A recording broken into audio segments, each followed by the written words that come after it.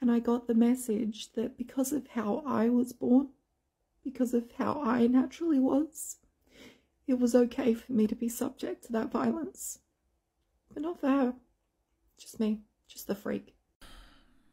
I don't know about you, but I've been really affected by the whole controversy around the Olympics surrounding Imane Khelif and Lin Yuting. And it actually really got me down for a couple of days, which surprised me, to be honest, because usually I'm I've got a very thick skin and I can usually handle quite a bit of hate, but this time it really hit close to home. And it was such a massive uptick in transphobia, and I really didn't handle it as well as I normally do. So if you've been living under a rock, there was a massive controversy at the 2024 Paris Olympics.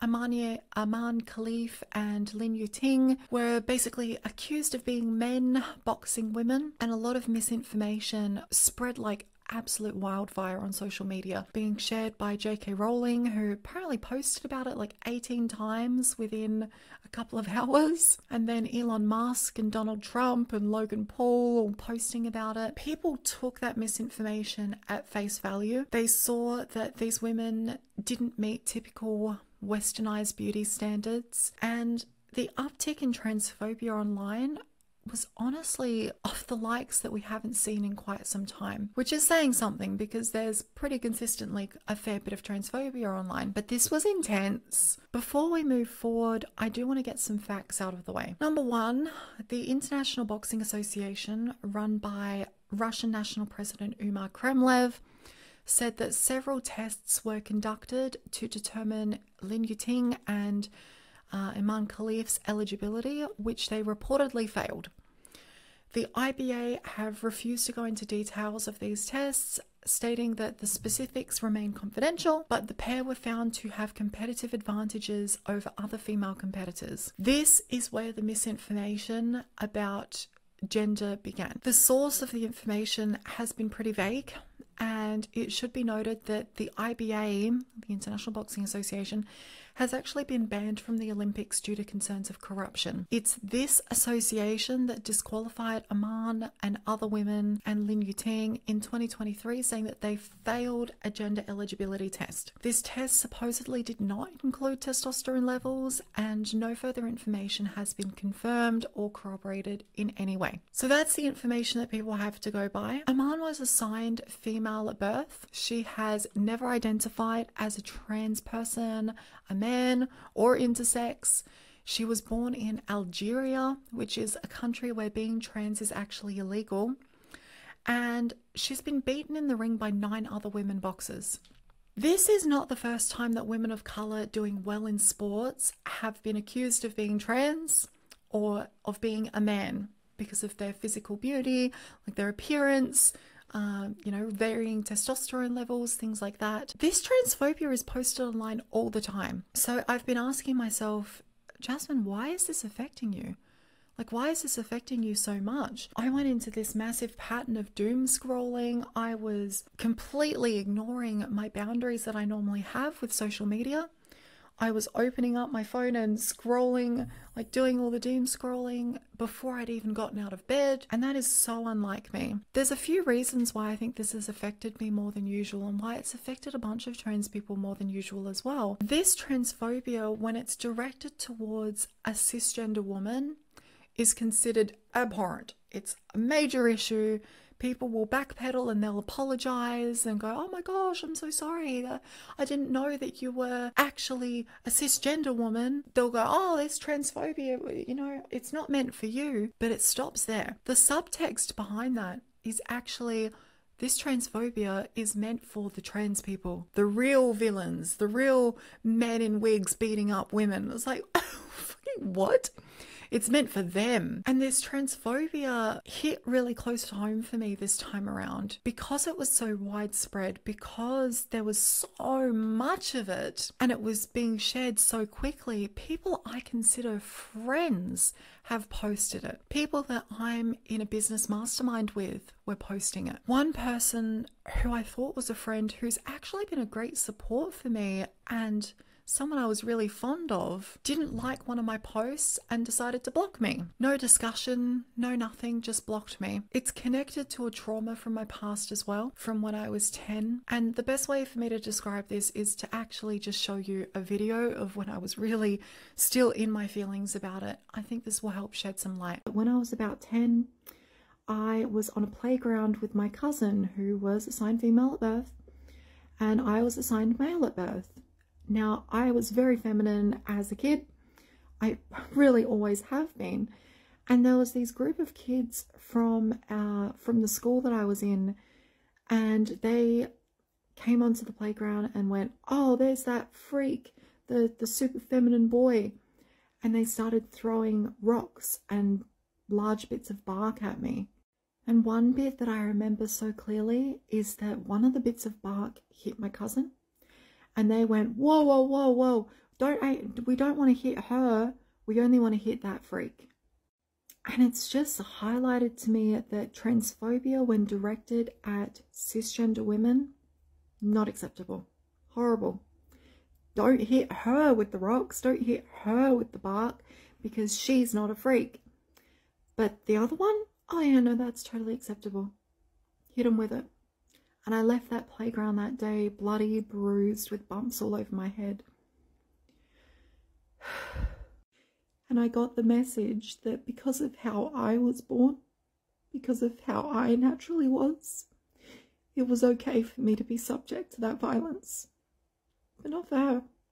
Just me. Just the freak. What's really interesting about this whole ordeal is that transphobic rhetoric has shifted. After all of this, many people who used to say, if you're born with a penis, you're a man, and if you're born with a vagina, you're a woman, and advocating for checking people's genitals before playing sports and stuff. Just the people who were on that train have now been educated on the fact that some people can be born with XY chromosomes and born with a vagina. And so instead of that being like oh, okay, wow, maybe my understanding of biology and gender is not that great, maybe I need to do some research into this, instead they've shifted the narrative. Now they're using that further their unfounded hatred. They're moving the goalposts by saying, if you're born with XY chromosomes, you're a man, and if you're born with XX chromosomes, you're a woman. So even if you're born with a vagina, if you have XY chromosomes, you're a man still. This is yet another piece of flawed logic. It ignores the fact that some people are born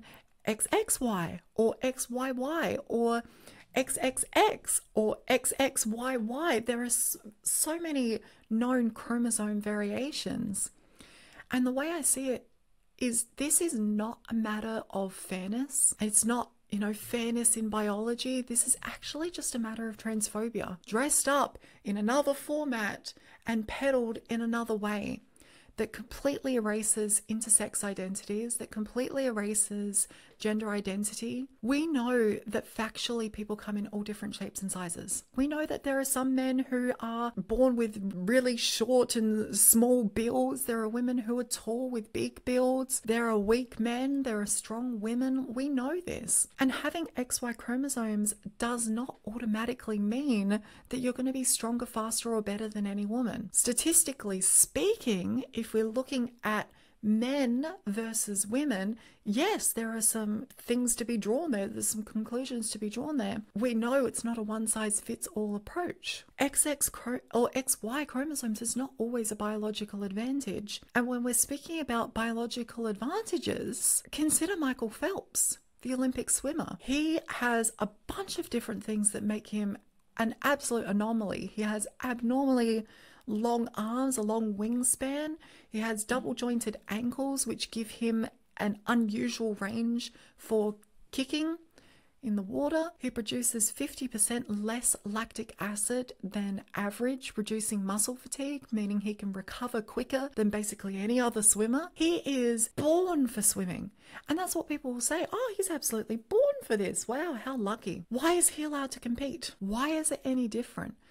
Should we also ban taller than average people from basketball competitions? It seems that in general, when cisgender men have a biological advantage, we say, oh, he was made for swimming, how lucky, incredible. And biological advantages have always been a part of sports. And in fact, they're typically celebrated. Have you ever seen anyone calling for Phelps to have medication to increase his lactic acid or surgery to, change his double jointed ankles?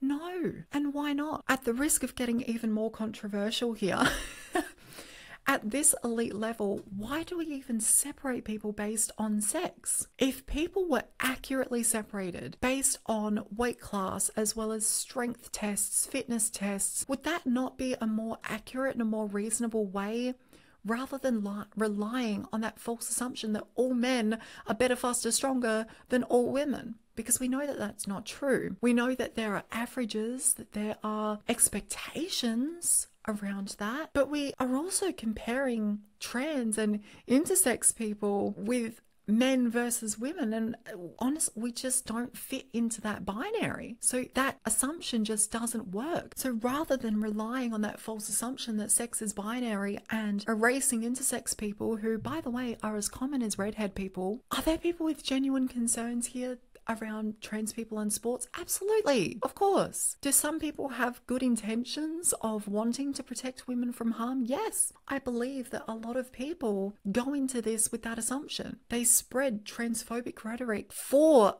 a positive purpose. To them, does it have a positive impact? No. And do intentions negate impact? No. But I do want to acknowledge that as well. The issue comes in when trans women are called men. And when to communicate this concern, we post memes of Mike Tyson in a blonde wig comparing trans women to this. That is where the issue comes in. The concern could be valid and real. The method of communicating that concern, however, disgusting, immoral, honestly, just most definitely transphobic. Whether you have good intentions or not, posting that kind of stuff, not helpful in the slightest. Comparing cis women or cis men to cis women and then pretending that trans women are the same as a cis man is both disingenuous and incorrect. Cis men and trans women are entirely different groups, and trying to use assumptions from one group to the other, trying to cross-reference that, is like comparing peanuts to oranges and then saying people with nut allergies will have a reaction to oranges, and it's not even close to the same thing. Comparing trans women on hormone replacement therapy to cis men and assuming that trans women will perform the same as a cis man is inaccurate. It is simply inaccurate. They do not perform the same. And the truth is, studies of transgender athletes is lacking. That is true. There are plenty of studies around the comparison between cis men and cis women, and people tend to lump trans women in with cis men when comparing, but that is inefficient. Like, there needs to be more studies around this as to how much hormone replacement therapy actually affects transgender women when it comes to sports advantages or disadvantages. And look, one of the only relevant studies that I've found, that I've actually come across on this topic, concludes that transgender women on average were taller and had a larger body mass. Yes, that's not always a benefit depending on the sport. In gymnastics, that's going to be a detriment. In other sports, it might be an advantage. Who knows? This does not translate to competitive advantages all the time. We know this. And particularly when it's looking at over cis women. In fact, this study actually concluded that trans women showed lower body power. They showed an impaired VO2 max compared to cisgender counterparts. And I'll link this study in the show notes. You can go and have a look at that if you want. There needs to be more study around this, but what I can say definitively is that comparing trans women to cis men in terms of sports performance is comparing oranges and peanuts. The rampant transphobia around this topic is completely unacceptable. If you have concerns, absolutely speak about them, get educated on the topic, look into it, but sharing all of that transphobia is not helpful. Stop comparing women of colour with Western beauty standards and then calling them men. None of this is helpful. So that is all from me on this one. It's a little bit of a different episode. My energy is pretty low, and I just wanted to get that out in the open, to share some facts around this, to get you thinking a little bit differently around this. At the end of the day, if you believe that trans women are men, that is transphobia. And that is where these misconceptions come from. And that is something that you need to look into if you want to. You don't have to. No one's forcing you to look at the science or, you know, become educated and well-rounded way. You're not forced to do that. However, if you're going to argue about science, you should probably understand the science. Anyway, that is all from me on this one. I will see you on the next one. Thank you for watching, and goodbye. That feels wrong to do on this one. Goodbye.